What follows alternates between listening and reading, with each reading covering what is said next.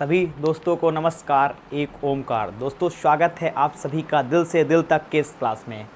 दोस्तों आज के इस वीडियो में हम डिस्कस करेंगे एक बहुत ही इम्पॉर्टेंट, एक बहुत ही ज़्यादा हेल्दी हैवी टॉपिक जो एग्ज़ामिनेशन की दृष्टि से काफ़ी इम्पॉर्टेंट है, जिस टॉपिक का नाम है मॉडल्स। दोस्तों मॉडल्स एक ऐसा टॉपिक है, चाहे आप कोई भी कंपटीशन एग्ज़ाम दे रहे हों या फिर आप किसी भी स्कूल की परीक्षा में हो, इस टॉपिक से डेफिनेटली आपके एग्ज़ामिनेशन में प्रश्न हिट होते हैं, प्रश्न पूछे जाते हैं। तो इस टॉपिक को हम बहुत ही डिटेल में पढ़ेंगे और आपको पूरी यूट्यूब में सबसे अलग और सबसे यूनिक कॉन्सेप्ट पढ़ने को मिलेगा इस टॉपिक से लेकर। तो दोस्तों इसके पहले जैसे मैंने पिछले वीडियो में आपसे कहा था कि मैं हर एक वीडियो में आपको एक इंटरेस्टिंग फैक्ट बताऊंगा, उसी में आज मैं फिर से एक चीज़ ऐड कर रहा हूं दोस्तों। और अब से मैं आपको हर एक वीडियो में एक Guinness book of world record में जो चीज़ें शामिल होंगी उनको भी बताऊँगा। तो दोस्तों सबसे पहले मैं आपसे एक इंटरेस्टिंग फैक्ट बताता हूँ। अभी तक यदि आपने चैनल को सब्सक्राइब नहीं किया तो चैनल को सब्सक्राइब कर लीजिए दोस्तों। तो चलिए समझिए, सबसे पहले मैं आपसे एक प्रश्न पूछना चाहूँगा दोस्तों। जो वाटर टैंकर होते हैं और जो ऑयल टैंकर होते हैं वो गोल ही क्यों बनाए जाते हैं, वो गोल ही क्यों होते हैं दोस्तों? अगर उन्हें क्यूबाइट शेप में बना दिया जाए, क्यूबिकल शेप में बना दिया जाए तो उनमें ऑयल को या वाटर को और ज़्यादा स्टोर किया जा सकता है, मगर ऐसा नहीं होता, क्यों?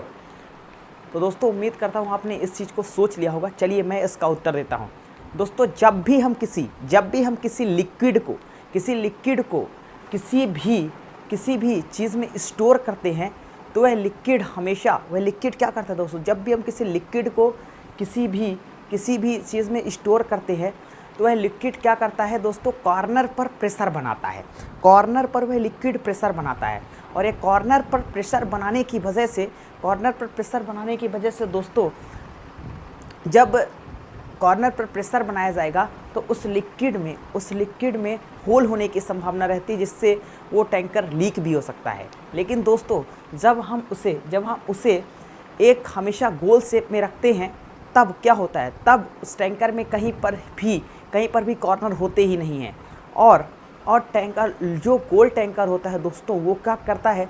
वो हमेशा एक ट्रक को और उस गोल टैंकर को लो सेंटर ऑफ ग्रेविटी प्रदान करता है, जिसकी वजह से ट्रैक्टर की या फिर ट्रक की और उस टैंकर की स्टेबिलिटी बनी रहती है, जिस वजह से टैंकर गोल बनाए जाते हैं। दोस्तों अब दूसरा फैक्ट, इंटरेस्टिंग फैक्ट जानिए दोस्तों। आज मैं Guinness book of world record का इंटरेस्टिंग फैक्ट आपको बताता हूँ कि सबसे पहले आप जान लीजिए, इस वर्ल्ड में सबसे ज़्यादा लंबी मूँछों का रिकॉर्ड किसके नाम है? वो है दोस्तों राम सिंह चौहान के नाम, जिनकी मूँछें यानी मोस्टैक 14 फीट की जिनकी मूँछ थी और ये जयपुर से बिलोंग किया करते थे। 2010 में उनकी मूँछों को रोम में मेज़र किया गया था और देखा गया कि उनकी मूँछें 14 फीट पाई गई, जो कि पूरी दुनिया में सबसे लंबी हैं। और उन्होंने पिछले 37 ईयर्स से उन मूँछों को काटा नहीं था। तो दोस्तों ये थे इंटरेस्टिंग फैक्ट। यदि आपको अच्छे लगे तो आप वीडियो लाइक और चैनल को सब्सक्राइब जरूर करिएगा। चलिए स्टार्ट करते हैं दोस्तों। मॉडल दोस्तों एक ऐसा टॉपिक है जिससे हिंदी में इसका कोई लेना देना। कई लोग बताते हैं कैन का प्रयोग सकता है, सकती है, सकते हैं के लिए। दोस्तों ये बहुत ही गलत तरीका है। मॉडल को किसी भी रूप में हम हिंदी में जोड़कर नहीं पढ़ेंगे, हम इसे एक अलग ही लेवल पर पढ़ेंगे। तो दोस्तों सबसे पहले तो आप इसका एक बेसिक डिफरेंस जान लीजिए। कई लोग मॉडल की मॉडल पढ़ाते समय वहाँ पर इस चीज़ को लिखते हैं। दोस्तों ये मॉडल की एग्जैक्ट स्पेलिंग नहीं है। मॉडल एक्चुअली में ये इसका करेक्ट प्रोनाउंसिएशन मॉडल नहीं, मॉडल है दोस्तों।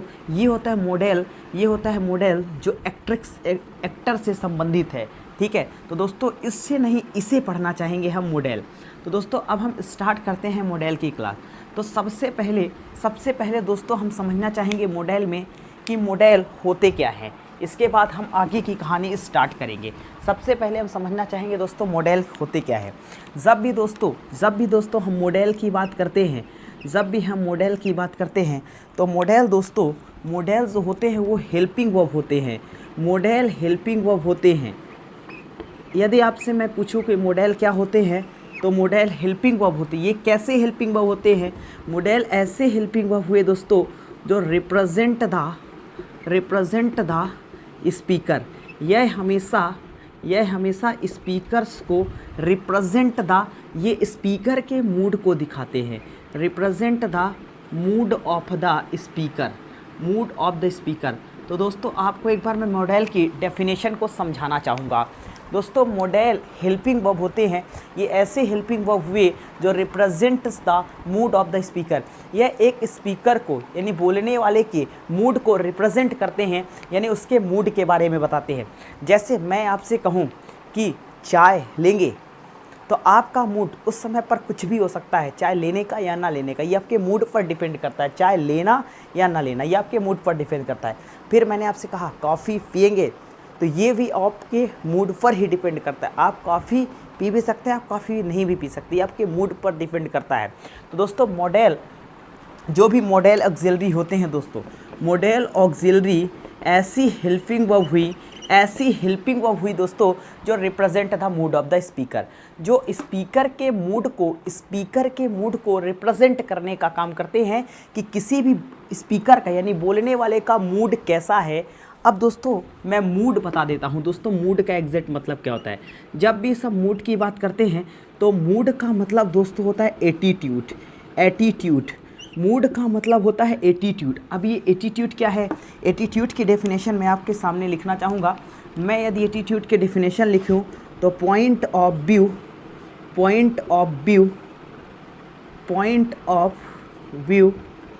एट अ पॉइंट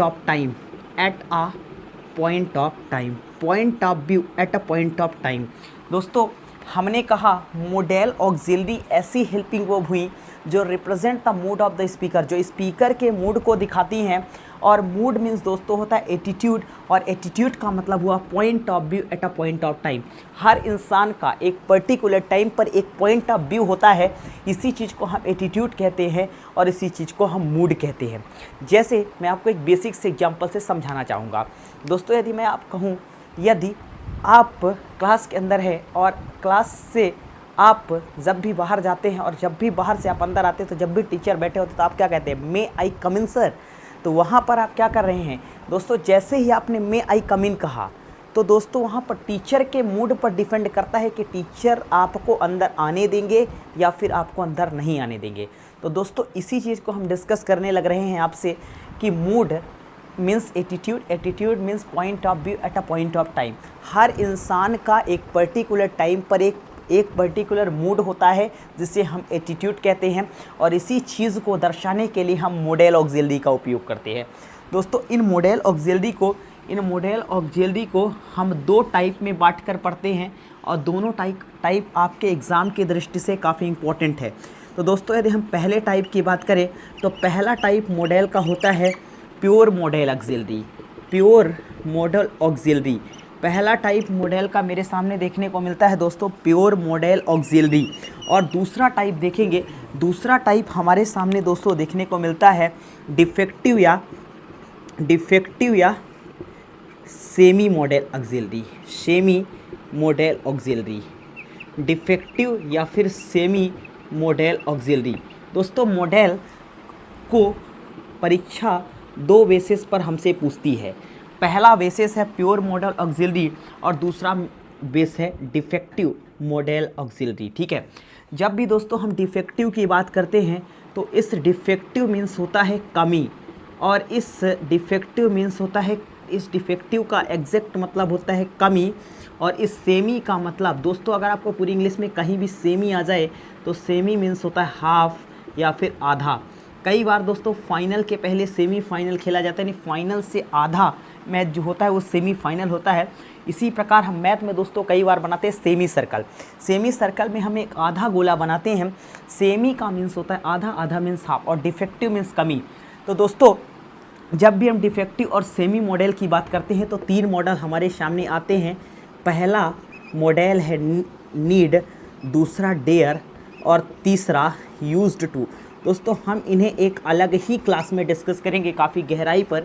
ये कुछ मॉडल से हट कर रूल्स अपने साथ बनाते हैं, नीड, डेयर और यूज्ड टू। इन तीनों मॉडल को हम सेमी मॉडल या फिर डिफेक्टिव मॉडल कहते हैं।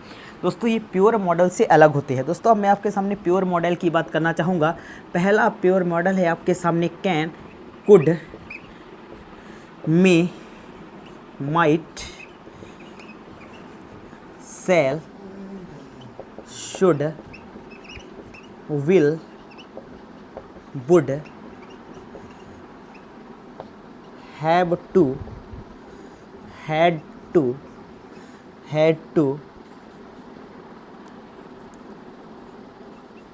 must, ought to। दोस्तों ये मॉडल हमारे सामने हैं जो कि संख्या में 12 हुए। दोस्तों ये संख्या में 12 हमारे सामने प्योर मॉडल है, और प्योर मॉडल ऑक्सिलरी में हम सबसे पहले इसी की चर्चा करेंगे, प्योर मॉडल की। दोस्तों ये डिफेक्टिव और सेमी मॉडल, ये प्योर मॉडल, इन दोनों बातों को आप लिखेंगे अपनी कॉपी में। इसके बाद हम आगे की क्लास स्टार्ट करते हैं। तो दोस्तों इन मॉडल को परीक्षा हमारे सामने 2 रूपों में पूछती हैं, पहला प्योर के रूप में, दूसरा डिफेक्टिव के रूप में। तो दोस्तों अब हम आपसे डिस्कस करते हैं कि किस प्रकार से हम प्योर मॉडल के एक मॉडल को पढ़ेंगे और समझेंगे। दोस्तों मैं पहले भी बता चुका हूं कि इस मॉडल ऑक्सिलरी का हिंदी से कोई लेना देना नहीं है, हिंदी से कोई वास्ता नहीं, इसलिए हम इसे इंग्लिश में ही पढ़ना चाहेंगे और इंग्लिश में ही समझना चाहेंगे। तो दोस्तों इस बात को आप लिखेंगे, और हम सबसे पहले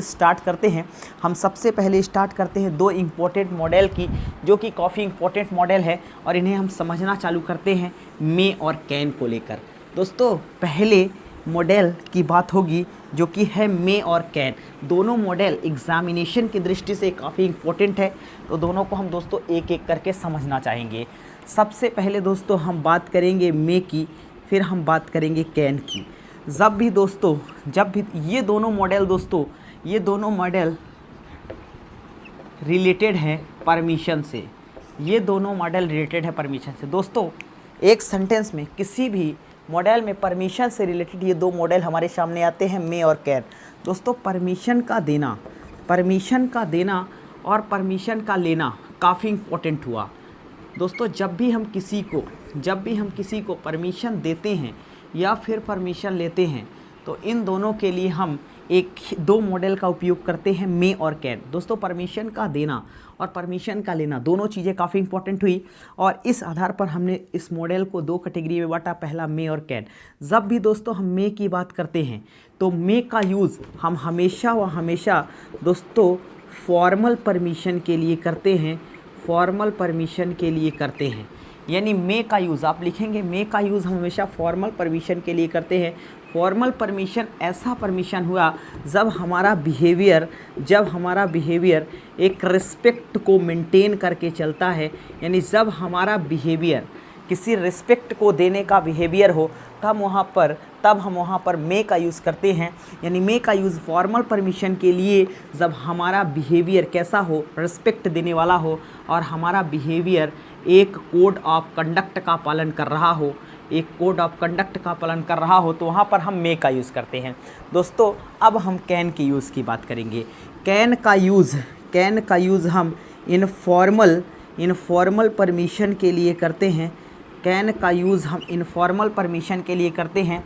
यानी जब हमारा बिहेवियर फ्रेंडली हो और या फिर हमारा बिहेवियर कैजुअल हो। तो दोस्तों अब हम समझना चाहेंगे, जब भी दोस्तों हम मे की बात करते हैं तो मे का यूज़ हम हमेशा फॉर्मल परमिशन के लिए करते हैं, और जब हम किसी से फॉर्मल परमिशन लेते हैं तब हम उसे रिस्पेक्ट देते हैं, और वहाँ पर तब हमारा रिस्पेक्ट एक विशेष कोड ऑफ कंडक्ट, एक विशेष आचार संहिता का पालन करता है। जब भी दोस्तों आप किसी भी बड़े के सामने पेश आते हैं तो आपका बिहेवियर एक विशेष कोड ऑफ कंडक्ट को पालन करता हुआ नज़र आता है, जिसके लिए हम यूज़ करते हैं मे का। दोस्तों कैन का यूज़ हम इनफॉर्मल परमिशन के लिए करते हैं, यानी जब हमारा बिहेवियर फ्रेंडली हो या फिर कैजुअल हो, साधारण तरीके से हो। दोस्तों मैं कुछ एग्जाम्पल आपके सामने लिखना चाहूँगा। पहला एग्जाम्पल मैंने लिखा, आई कम इन सर। दूसरा, यस यू डैश। तीसरा एग्जाम्पल मैंने आपके सामने लिखा, Rahul dash I use your phone. चौथा एग्जाम्पल मैंने लिखा, नो यू डैश नॉट। फिर मैंने लिखा, मिस्टर गौरव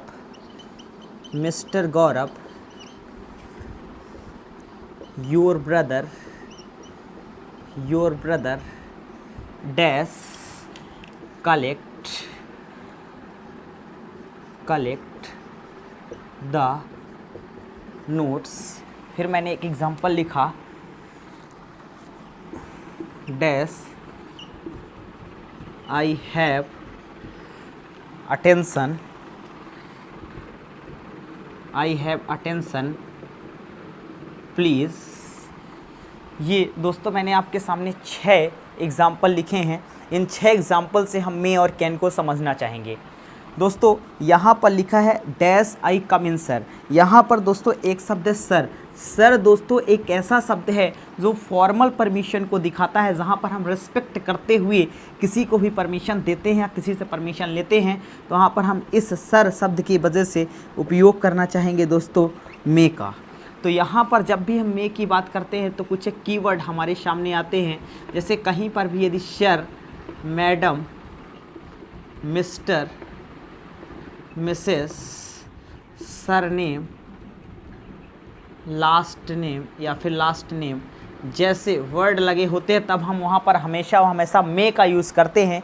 तो यहाँ पर दोस्तों मे आई कम इन सर, सर की वजह से मैंने यहाँ पर मे यूज करना चाहा। दोस्तों अब नियम कहता है यदि मैं आपसे फॉर्मल पेश आ रहा हूँ तो आप भी फॉर्मल पेश आएंगे, यानी फॉर्मल का आंसर हमेशा फॉर्मल में ही मिलेगा। कायदे से नियम यह कहता है। दोस्तों यदि मैं आपके साथ फॉर्मल पेश आ रहा हूँ तो आपको फॉर्मल ही पेश आना होगा। तो इस वजह से यस यू मे। कई लोग दोस्तों यहाँ पर यस, जब भी आप कोई भी स्टूडेंट है किसी टीचर से कहता है मे आई कम इन सर, तो वहाँ पर वो बोलते हैं यस यू कैन। दोस्तों यहाँ पर कैन नहीं, नियम कहता है कि यदि हम किसी के साथ फॉर्मल तरीके से पेश आ रहे हैं तो हमें फॉर्मल ही पेश आना होगा, यस यू मे। दोस्तों अगला sentence, Rahul dash I use your phone, I use your phone. Rahul दोस्तों किसी पर्सन का नाम हुआ, राहुल किसी फ्रेंड, किसी पर्सन का नाम हुआ। और जब हम किसी पर्सन का नाम लेते हैं तो वहाँ पर हमारा बिहेवियर फ्रेंडली होता है, कैजुअल होता है, और हम वहाँ पर यूज़ करना चाहेंगे दोस्तों हमेशा कैन। और कायदे से नियम कहता है कि जिस प्रकार का सवाल उसी प्रकार का जवाब, जिस प्रकार का सवाल उसी प्रकार का जवाब। No you can not, no you can not, जैसा सवाल पूछा गया वैसा ही सवाल का जवाब मिलेगा, no you can not. Mister Gaurav, दोस्तों जब भी कहीं पर आपको mister, Mrs, sir, madam, last name, surname जैसे शब्द मिल जाएं, तब हम वहाँ पर आप हमेशा मे का यूज़ करते हैं, हमेशा मे का यूज़ करते हैं। तो बहुत ही बेसिक सा प्रश्न दोस्तों, जिस प्रश्न को अभी हमने समझा। Mister Gaurav your brother collect the notes, may your brother I have attention please. दोस्तों जब भी आप किसी रेलवे स्टेशन पर जाते हैं या किसी पब्लिक प्लेसेस में जाते हैं तो हमेशा ये सेंटेंस बोला जाता है मे आई हैव अटेंशन प्लीज़। इसका मतलब जब वह सामने वाला आपको निवेदन करता अटेंशन होने के लिए, तब वहाँ पर ऑब्वियस सी बात है उसका बिहेवियर जो होगा फॉर्मल होगा और उसका बिहेवियर एक कोड ऑफ कंडक्ट का पालन करेगा, जिसकी वजह से हमने यहाँ पर लिखना चाहा मे। तो बहुत ही बेसिक से 2 मॉडल थे दोस्तों, और हमने दोनों को समझा और बहुत ही काफ़ी इंपॉर्टेंट मॉडल थे। तो दोस्तों इस तरह से मे और कैन को हमने ख़त्म किया। मे का यूज़ हम फॉर्मल परमिशन के लिए, जब हम किसी को रिस्पेक्ट देते हुए, जैसे मैं आपको पढ़ा रहा हूँ तो मैं आपको आप कहकर बात कर रहा हूँ, रिस्पेक्ट दे रहा हूँ, तो इस वजह से मैं यहाँ पर मे का यूज़ करूँगा। तो मे का यूज़ हम फॉर्मल परमिशन के लिए, जब हम किसी को रिस्पेक्ट देते हैं, किसी से रिस्पेक्ट मेंटेन करते हैं, तब हम वहाँ पर हमेशा मे का यूज़ करते हैं, और तब हमारा बिहेवियर एक विशेष कोड ऑफ कंडक्ट, एक आचार संहिता, एक नियमों का पालन करता है, इससे मे का यूज़। कैन का यूज़ दोस्तों हम फॉर्मल नहीं, इनफैक्ट इनफॉर्मल परमिशन के लिए करते हैं। वहाँ पर हमारा बिहेवियर हमेशा फ्रेंडली होता है, दोस्ताना होता है, कैजुअल होता है, साधारण होता है। तब इस तरह से दोस्तों हमने मे और कैन को समझा। काफ़ी इंपॉर्टेंट मॉडल थे और इन मॉडल से लेकर आपके एग्ज़ाम में प्रश्न आते हैं दोस्तों। अब हम दोस्तों मे का एक और यूज़ समझ लेते हैं। यहीं पर मे का दूसरा यूज़, मे का नेक्स्ट यूज़ आप समझेंगे। मे का यूज़ विश, इच्छा को प्रकट करने के लिए, लिख लेंगे दोस्तों। मे का यूज़ विश, इच्छा को प्रकट करने के लिए भी किया जाता है। जैसे मैं कहूँ मे गॉड हेल्प यू, ईश्वर तुम्हारी मदद करे, या फिर मैं कह दूँ मे यू लिव लॉन्ग, आप लंबे समय तक जिए, ईश्वर करे आप दीर्घायु हो। ठीक है, तब हम यहाँ पर इच्छा प्रकट की जा रही है कि गॉड आपकी हेल्प करे, मैं ऐसा चाहता हूँ, और मैं यू लिव लॉन्ग, आप लंबे समय तक जीवित रहे, ये सच चाहता हूँ। मे का यूज, मे का दूसरा यूज विश या इच्छा को प्रकट करने के लिए, इच्छा को प्रकट करने के लिए किया जाता है। और मे का एक यूज़ हमने बताया फॉर्मल परमिशन।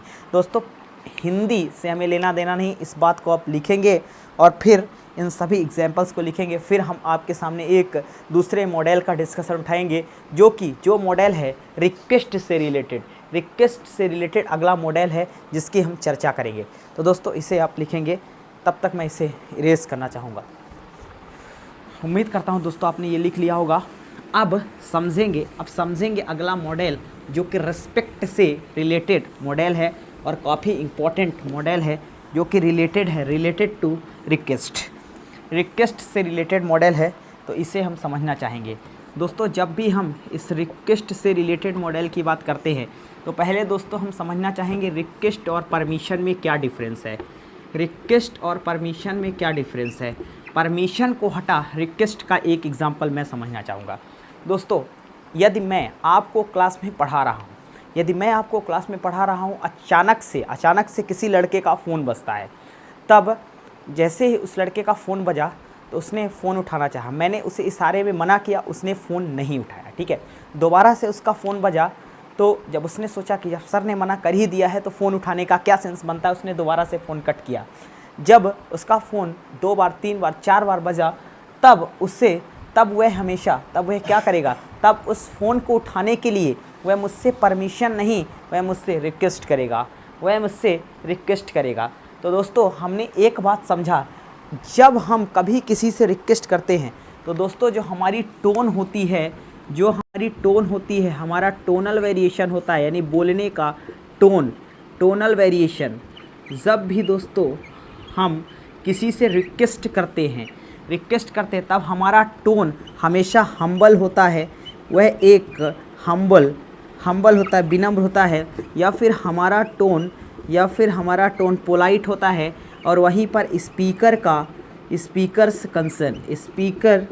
कंसर्न यानी बोलने वाले की गरज छिपी होती है। तो जब हमारा टोन हम्बल होता है या पोलाइट होता है तब हम वहाँ पर रिक्वेस्ट करते हैं। तो यह एक चीज़ समझेंगे कि रिक्वेस्ट करते समय हमारी टोन हमेशा हम्बल होती है, पोलाइट होती है, तो वहाँ पर स्पीकर कंसर्न छुपा होता है, ठीक है, यानी बोलने वाले की गरज छिपी होती है उस सेंटेंस में। तो दोस्तों तभी इसी बेस पर हमने एक बात निकाला। दोस्तों कई बार हम यूज़ करते हैं हम्बल रिक्वेस्ट, लेकिन दोस्तों रिक्वेस्ट तो होता ही अपने आप में हम्बल है। इस वजह से दोस्तों रिक्वेस्ट के साथ हम्बल लगाना अपने आप में सुपर फ्लॉस होता है। यदि आपने रिक्वेस्ट के साथ हम्बल लगा दिया तो ये आपका सेंटेंस यहाँ पर गलत हो जाएगा। इसी प्रकार दोस्तों हम लोग कई बार बोलते हैं तो लेटेस्ट अपडेट। दोस्तों अपडेट जो होता है वो लेटेस्ट ही होता है, अपडेट जो होता है लेटेस्ट ही होता है, इसलिए अपडेट के साथ लेटेस्ट लगाना अपने आप में सुपर प्लस हुआ। बात ये कुछ इस प्रकार की हो गई कि मुझे गीला पानी पीना है, दोस्तों पानी तो होता ही गीला है। इसी प्रकार दोस्तों कई बार जब आप किसी भी शॉपिंग मॉल के अंदर जाते हैं तो वहाँ पर आपको लिखा मिलता है you can win a free gift. दोस्तों जब भी हम गिफ्ट की बात करते हैं तो गिफ्ट तो होता ही फ्री है, इसलिए इसके साथ हम फ्री का यूज़ करना अपने आप में सुपर फ्लॉप्स होता है।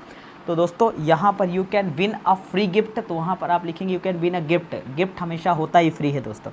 और इन्हीं बेसिक सवालों को हम परीक्षा के अंदर गलत कर बैठते हैं। दोस्तों अभी हमने बताया रिक्वेस्ट और परमिशन।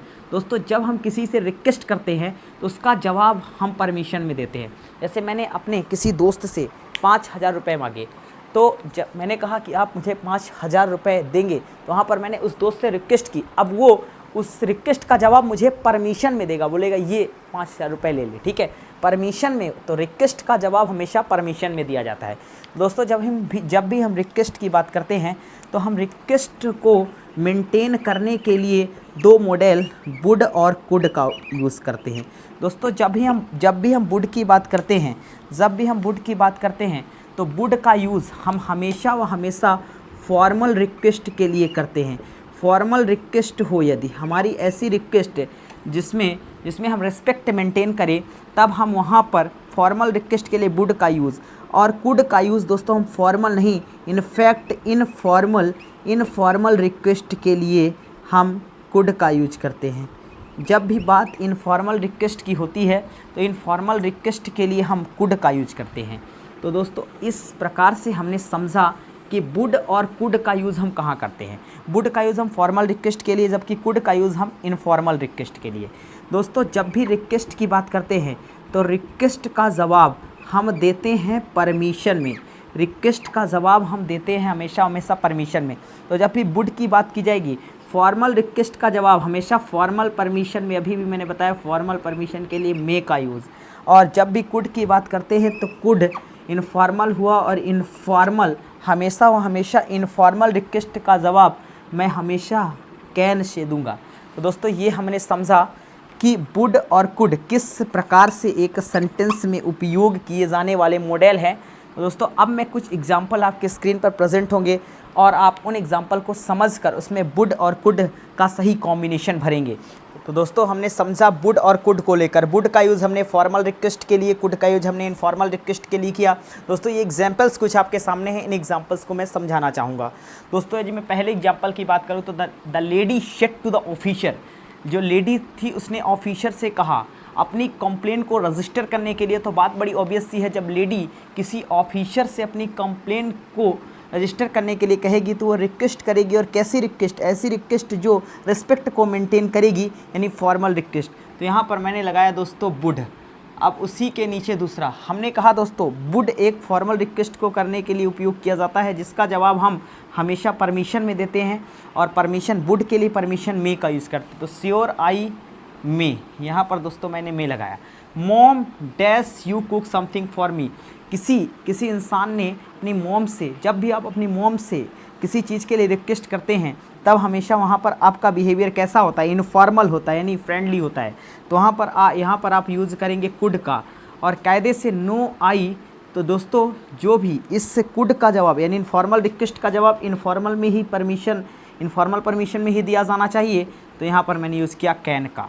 दोस्तों राज, जब आप Raj dash you lend me your bike, आप राज से बाइक उधार लेने की बात करें, राज आपका मित्र हुआ, इस वजह से आपकी रिक्वेस्ट कैसी हुई? फॉर्मल ना होकर इनफॉर्मल हुई। तो आपने यहाँ पर कुड का यूज किया, और इस कुड का उपयोग आपने किया no I can't, no I can. तो आपने इस इनफॉर्मल का जवाब, यानी इस इनफॉर्मल रिक्वेस्ट का परमिशन में आंसर दिया कैन के रूप में। तो दोस्तों ये हमने समझा कैन और कुड। इन एग्जाम्पल्स को उम्मीद करता हूँ आप लिखेंगे। दोस्तों ये मॉडल का काफ़ी इंपॉर्टेंट दायरा है, और आपको मैंने बिना हिंदी समझाए हुए मॉडल के सारे टॉपिक को क्लियर करा दिया। काफ़ी इंपॉर्टेंट टॉपिक था दोस्तों। इन चारों मॉडल को आप समझेंगे उम्मीद कर रहा हूँ, और अगले वीडियो में हम आपसे फिर कुछ अच्छे मॉडल का डिस्कशन करेंगे। तब तक के लिए दोस्तों यदि आपको वीडियो अच्छा लगा हो तो आप चैनल को सब्सक्राइब करिएगा, वीडियो को लाइक और शेयर करते रहिएगा। दोस्तों मिलते हैं आपसे नेक्स्ट वीडियो में, तब तक के लिए take care, goodbye, thank you दोस्तों।